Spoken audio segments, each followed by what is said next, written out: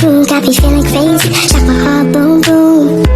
Any other boy would stare, but me I look away, cause you're making me scared. Trying not to breathe, 1, 2, 3. Bismillahirrahmanirrahim. Assalamualaikum warahmatullahi wabarakatuh. Perkenalkan, nama saya Ananda dengan NIM 2302010035. Nah, pada kali ini saya akan membuat video yang membahas tentang merancang strategi pembelajaran dalam pelaksanaan kurikulum berbasis capaian atau KBC di madrasah yang dikaitkan dengan kurikulum cinta sebagaimana yang dipaparkan oleh Kementerian Agama Republik Indonesia.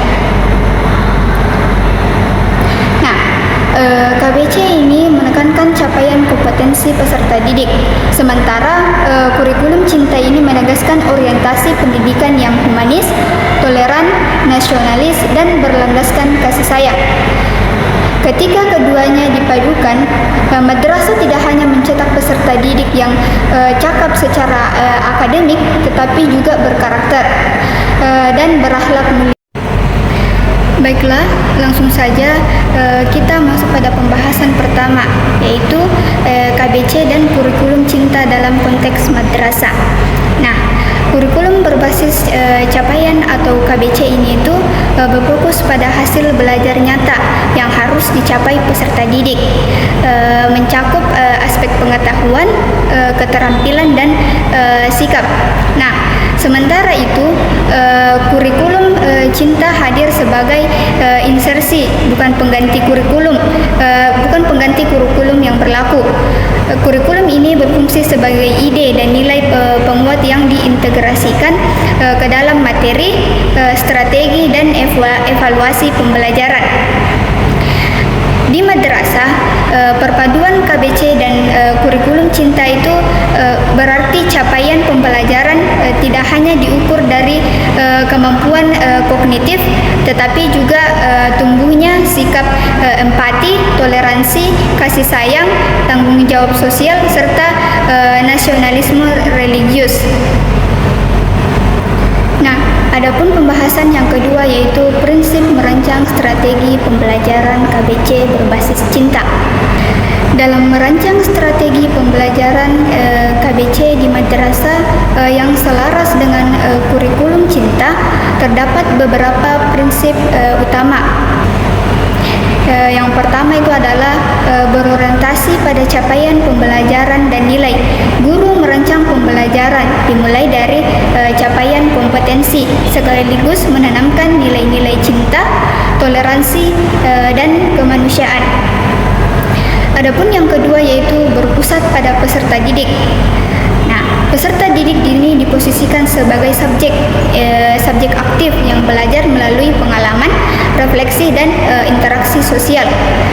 Adapun yang ketiga yaitu kontekstual dan multikultural. Materi pembelajaran ini dikaitkan dengan realitas kehidupan masyarakat yang beragam, sehingga siswa belajar mencintai perbedaan. Adapun yang keempat itu adalah refleksi dan berkelanjutan. Pembelajaran mendorong peserta didik untuk merefleksikan pemahaman dan perilaku mereka dalam kehidupan sehari-hari.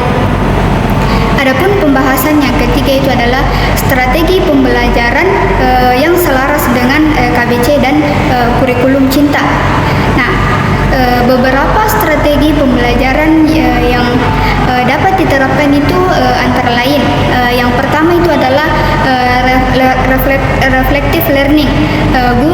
Guru mengajak peserta didik menganalisis pengalaman belajar, memaknainya, mengevaluasi diri, dan merencanakan tindak lanjut. Strategi ini itu sangat relevan untuk menanamkan nilai-nilai keagamaan, nasionalisme, dan cinta sesama. Nah, adapun yang kedua itu adalah pendidikan multikultural. Nah, di sini itu melalui diskusi, studi kasus, dan pembelajaran lintas konteks budaya. Siswa diajak memahami dan menghargai keberagaman agama, budaya, dan latar belakang sosial. Yang ketiga itu adalah pendekatan partisipatif.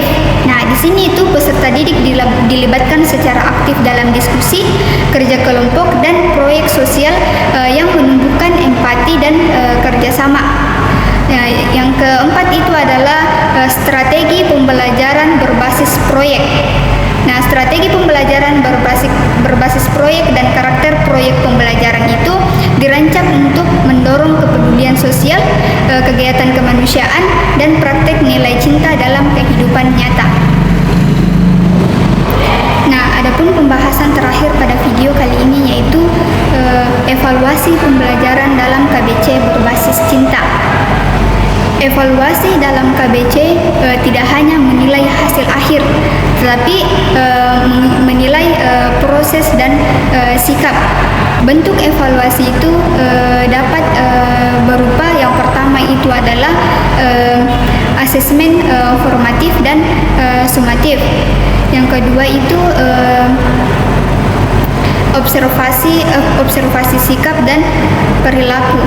Yang ketiga itu refleksi diri dan jurnal peserta didik. Adapun yang terakhir yaitu penilaian proyek dan kolaborasi.